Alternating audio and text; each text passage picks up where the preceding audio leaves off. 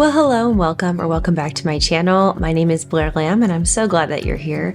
Today I'm filming a very low-key, unscripted sort of video. This is just something that's been on my mind and on my heart for the past few months, and I haven't been able to hone it in to be super polished, but I think it's worth sharing anyway, and I hope that this starts a conversation that we can continue in the comments and maybe helps even just one mom out there. That would be amazing.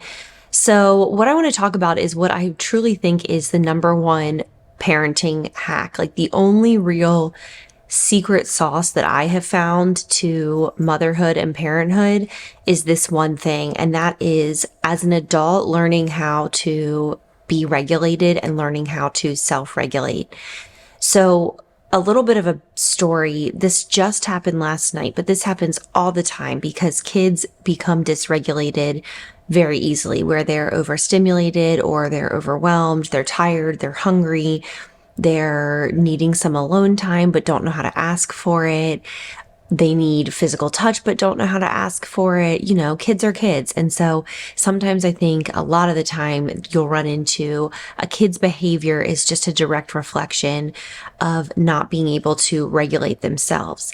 But what we all can see around the world is there are a lot of adults who have never learned self-regulation, and then adults become parents and are parenting kids from a place of deregulation themselves. And then the kids are also deregulated. And then it becomes chaos, yelling, screaming, fighting, just complete discord in the home. Pretty much every one of us who has kids has had times like that, evenings like that, mornings like that, days like that.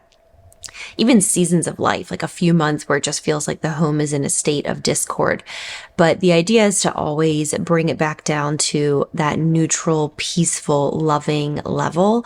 And I think that dysregulation plays an enormous part in that. And I've seen it in my own parenting journey and my husband's as well. So just last night, we were all spending time together. The heat wave has finally hit in Texas. It's late July, so we had a really nice May, June, and July, and now it's starting to get to be hitting 100 every day or higher. It's very, very hot, and it's hard to be outside and all of that. So our 5-year-old daughter was playing outside, and we ate dinner together, and everything was great.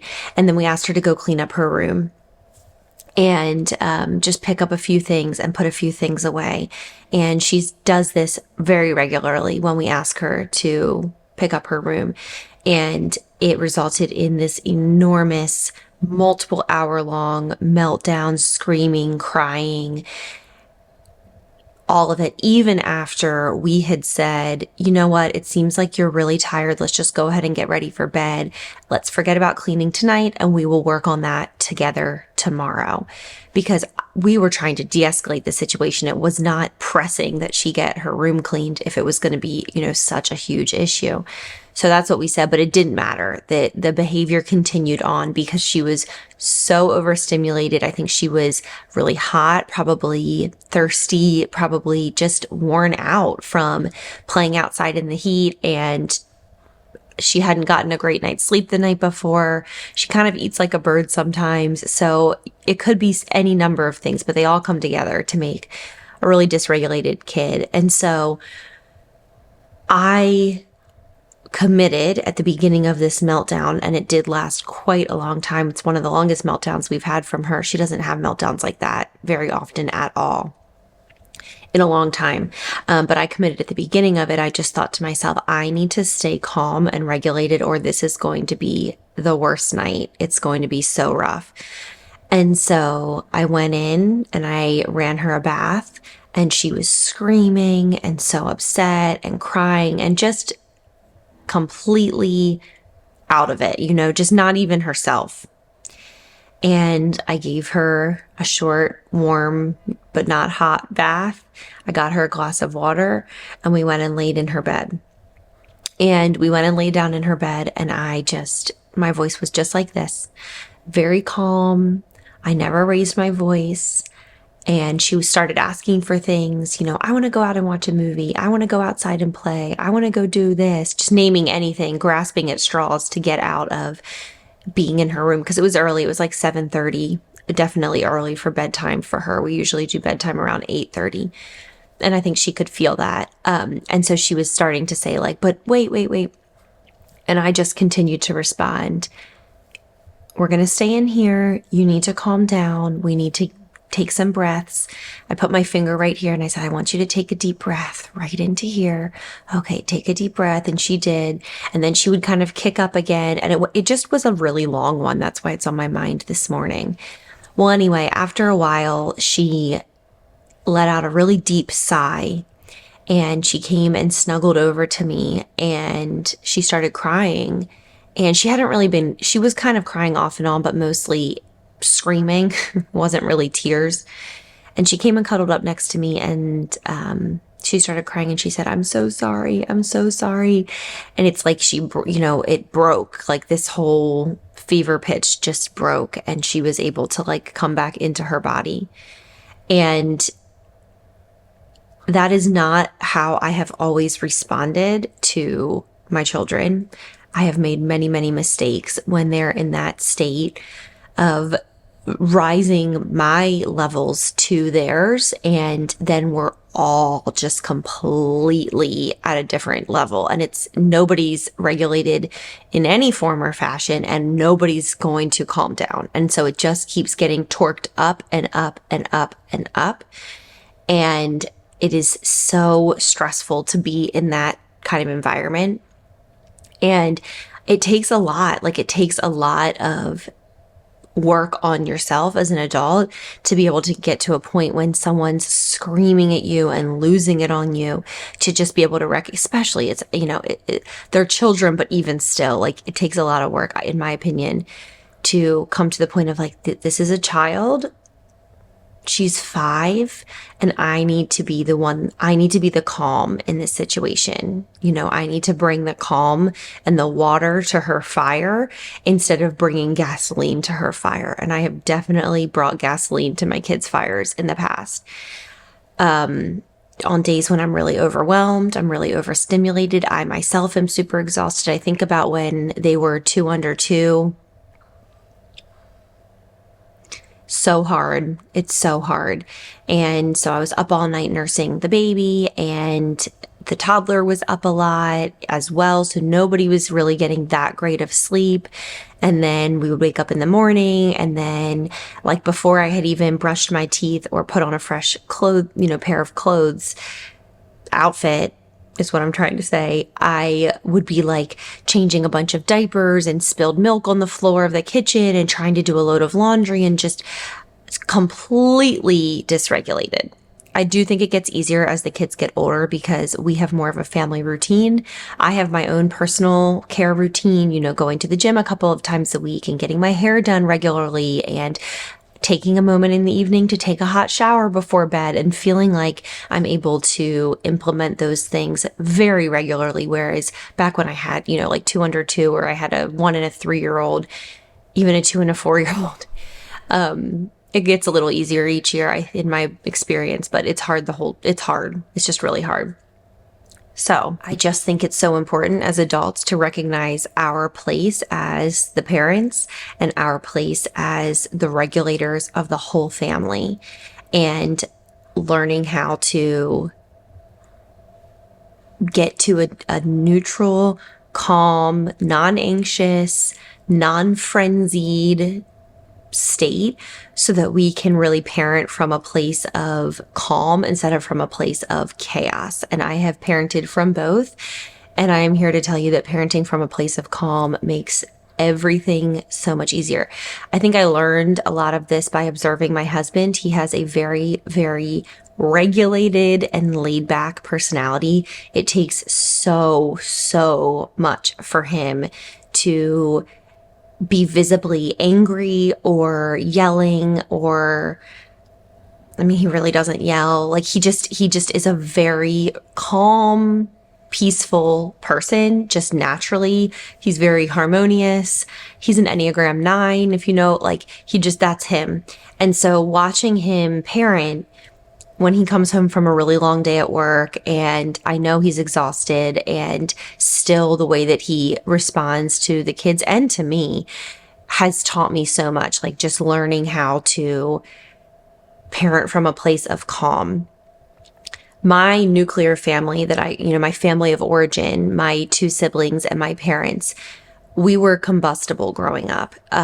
Every one of us has a temper, and there was constant yelling and slamming of doors and just 5 dysregulated people in the house. And I think everyone was doing the best that they could, but it was a lot of chaos. It was just a lot of chaos. There was no one like Riley, who was like the calm anchor in the storm. Like it was pretty chaotic. And so growing up, and living like that, it is like your cortisol is just spiked. And I love my family, and I want something different from my family in terms of a more peaceful and regulated environment, and less screaming and slamming doors and just a lot of hot tempers all in a pressure cooker with no diffusing. And that's something that I really try to work on. And it's hard because it's easy for me to be a yelly mom. And so having a partner who's not that way has been such a gift to me, and learning from him how to stay calm. So some of my favorite ways to try to maintain, or on a really hard day, try to get back to a place of parenting from calm instead of chaos. First of all, I think the broad overview of it all is that as moms and women, we have to be better about taking care of our own selves. We have to be better about prioritizing regular meals that have protein and nutrients in them.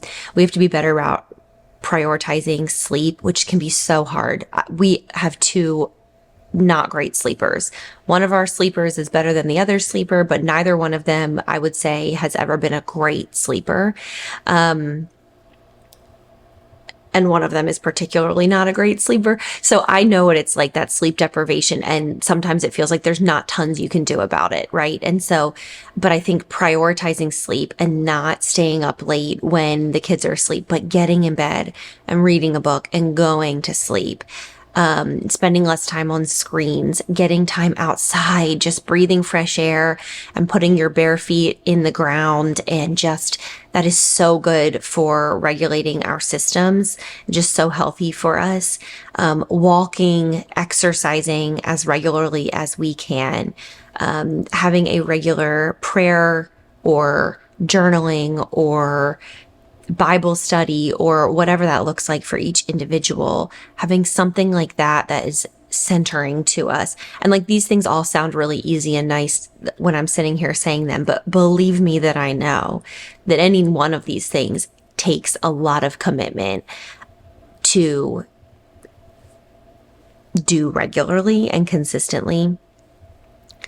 But I guess what I'm trying to get at is that it's worth the work. And honestly, finding a way to be in a calm and peaceful place as an individual is so worth whatever hardship or work it takes to get there, because then we start to parent out of that place. I've heard this saying so many times, like, imagine that you are holding a coffee cup and someone bumps into you and the coffee cup splashes out. So the metaphor is that whatever's in the coffee cup is what's going to come out. So if it's peace and calm and regulation and centeredness, and in my case, as a Christian, reliance on God, like that kind of thing, then when someone bumps into me and I'm jostled, and like that happens a dozen times a day, what spills out of my coffee cup is gentleness, calm, peacefulness, that kind of thing. If my coffee cup is filled with frustration and anger and deregulation, and I haven't gotten outside and I haven't exercised and I've been eating junk and I'm not sleeping, what's coming out of that coffee cup is going to be pretty vile and rough, you know? And so it's important to remember to fill up those cups with what we need. And I know it's easier said than done. Believe me that I know. But what I'm learning as time goes on is that it is vital, even if you can't fill the cup all the way up, to find some way to keep it at a steady level of having some breath, some level of breath.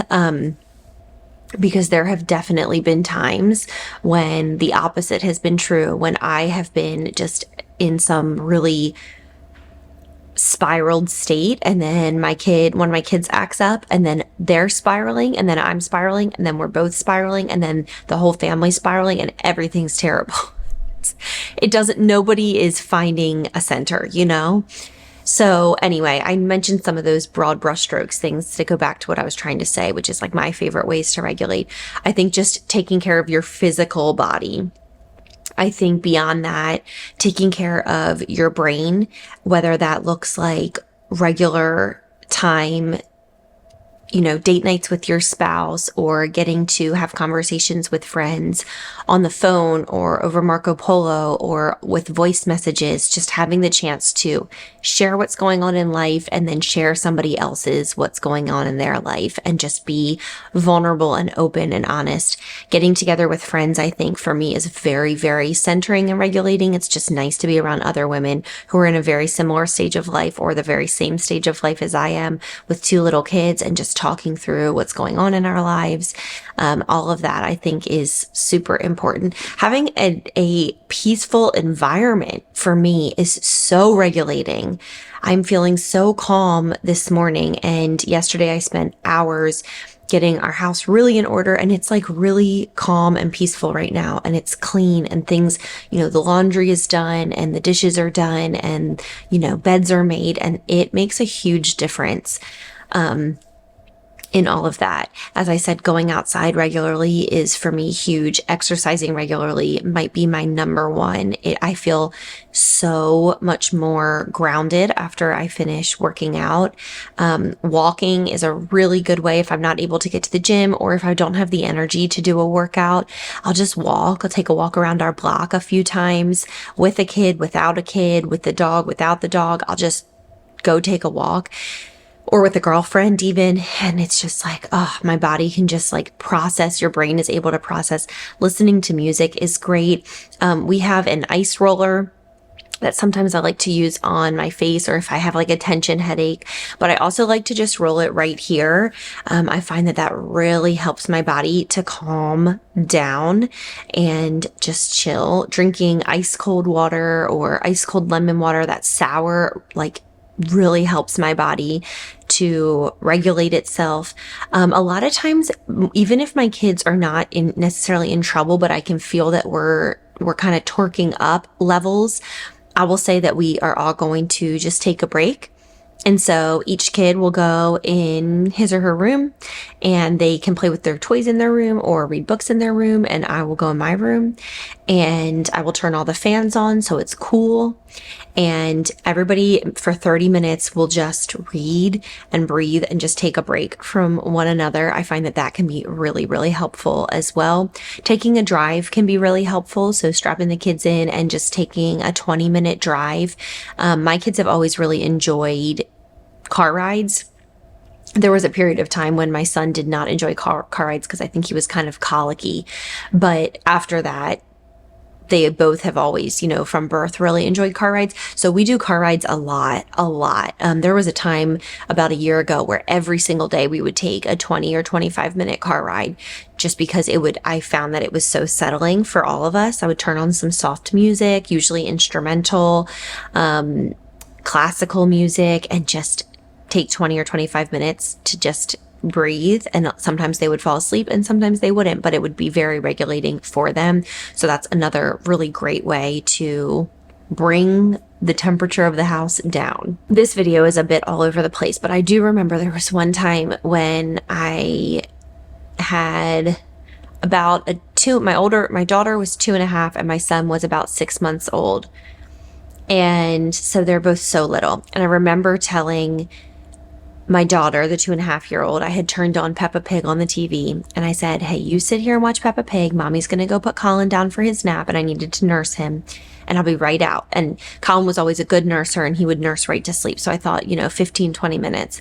And so I go in there and on this day he was fussy and not nursing very well. And he was always a very distracted nurser. So it needed to be quiet and silent and dark. And so I went in his room and I sat in this chair, this was my rocker with him in his little nursery at our old house, and turned out all the lights, closed the blackout curtains, turned on the sound machine, and I start nursing him and he's starting to flutter his little eyelashes and fall asleep. And then my daughter came in because she needed something because she was 2 and 2-year-olds need a lot of things. And she came in and distracted him. So he started fussing. And then I said, hey, I'll be right out. He's almost asleep. And you can just feel, you're like, please, just one more minute. Like he's almost there. But she's 2. And so she wouldn't leave. And so then she's in the room. Colin's like craning his neck to see her and really distracted. And the whole thing just blew up. And she's crying and I started crying and Colin's crying and we're all 3 crying and everyone's frustrated and no one's getting what they're needing. And I just remember feeling so defeated and so upset and just like, oh my gosh. And we all have moments like that. And that one just really sticks with me because I remember feeling, I was so frustrated with the whole situation. And I remember feeling like it was so ridiculous to feel frustrated at a 6-month-old and a 2.5-year-old. Like, good grief, they're both babies. But I could not find like a string of peace to grab onto in that moment. I was just like, feeling really sideways. And so I remember we just pulled the ripcord on all of it. We went back out and we played for a while longer. And then I tried the whole process again. And the second time it went much more smoothly. Nora had gotten her needs met. So she was fine to play or watch TV. I don't remember. It's been, years now. Do something while I nursed Colin back down and we were good and everything was good. But that kind of moment used to happen so often. I feel like it happens less often now, but when it happens, sometimes the intensity is dialed up because it's not just a baby who wants to nurse. It's kids who have big, strong opinions and big feelings and all of that. So that's just kind of my thoughts on this. This doesn't tie up in a really pretty bow, but what I would love to do is continue the conversation in the comments below. I would love to hear from other moms who resonate with this. Like, what do you do to find that peaceful place to parent out of instead of parenting from a super dysregulated, stressed out place? How does your partner help you in that, if they help you? What are your best tips? Are there any things that you do? I know some people will do box breathing or will do the name 5 things you can see, you can smell, you can touch, you can hear, you can feel. I know there are different techniques like that. Back when I was doing EMDR therapy a few years ago, my therapist said if you're feeling stressed, bilateral stimulation is a really good way for your brain to start to reset. So if you just tap your hands on either side of your leg, that's a really great way to kind of create that bilateral stimulation. Walking also creates that, just the movement. Our bodies need the movement. And I think when we are sitting all day long, it really makes, at least for me, it makes me feel a lot more dysregulated. So I would love to hear your best tips and tricks and your stories in the comments below of we're all figuring this out. I've never ever met a mom who's not figuring this out, but we're all in it together and just trying to create a soft place for our kids to land, and not be living in like chaos. We want to live in like a calm place. And then that overflows into our marriages, our friendships, our familial relationships, that overflows into our work life, into decisions we're making. When we're making a decision out of a calm and peaceful place, it's going to be a much better decision than making a decision out of a frenzied place. My husband always reminds me, he's like, God's not in a rush and God doesn't make decisions out of chaos. He makes decisions out of calm. And I feel like that's so good to remember, like as his children, to find our footing so that we can also be making parenting decisions, relational decisions, even financial decisions out of a place of calm. So anyway, this is sort of just opening a big can of worms in terms of conversation. Although can of worms kind of has a negative connotation, I think this is opening up a really interesting conversation that I would love to hear from you guys, what your experiences have been and what you have to share. And then we can all, like I said, we can chat below. So that's my number one parenting hack. And I am not great at it all the time, but I'm working on it every day. And that is to be a woman of regulation, be a regulated person. And not be making decisions and parenting and speaking to my children and all of that out of feeling frenzied and overstimulated, but actually making decisions out of calm. So thanks for being here. Make sure to like this video and subscribe and leave me a comment below. Would love to hear your thoughts. Thanks for watching. Bye. Thank you again for watching this video. If you haven't already, I would really love and appreciate if you would check out my online shop, which is blairlambdesign.com. I'll make sure to leave a link below in the description box so you can just have easy access there. I have tons of really fun tees and sweatshirts and lots of Disney inspired designs, so I would love for you to go ahead and take a look.